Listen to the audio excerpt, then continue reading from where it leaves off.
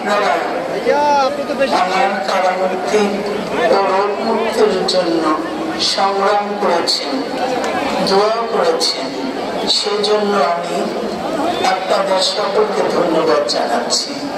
দীর্ঘ আন্দোলন সংগ্রাম ও ত্যাগের মধ্য দিয়ে আমরা চাষিবাদী অবৈধ সরকারের কাছ থেকে মুক্তি পেয়েছি।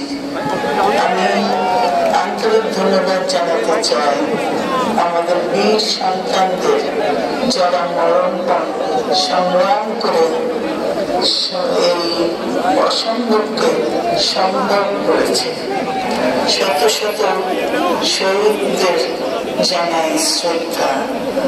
এই বিজয় আমাদের নতুন সম্ভাবনা নিয়ে এসেছে। দীর্ঘদিনের নজিরবিহীন দুর্নীতি, গণতন্ত্রের ধ্বংসের স্তূপের মধ্য থেকে আমাদের নির্মাণ করতে হবে এক সমৃদ্ধ বাংলাদেশ। ছাত্র তরুণরাই আমাদের ভবিষ্যৎ।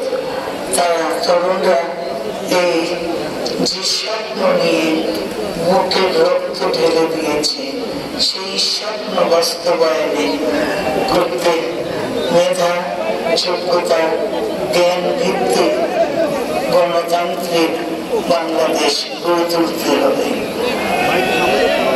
শোষণহীন সমৃদ্ধ বাংলাদেশ, সকল ধর্মের গোত্রের অধিকার নিশ্চিত করতে হবে। শান্তি, প্রগতি আর সাম্যের ভিত্তিতে আধুনিক বাংলাদেশ নির্মাণে আসুন আমরা তরুণদের হাত শক্তিশালী করি। ধ্বংস নয়, প্রতিশোধ নয়, প্রতিহিংসা নয়, ভালোবাসা, শান্তি ও জ্ঞান ভিত্তিক সমাজ গড়ে তুলি। আল্লাহ হাফেজ। বাংলাদেশ জিন্দাবাদ।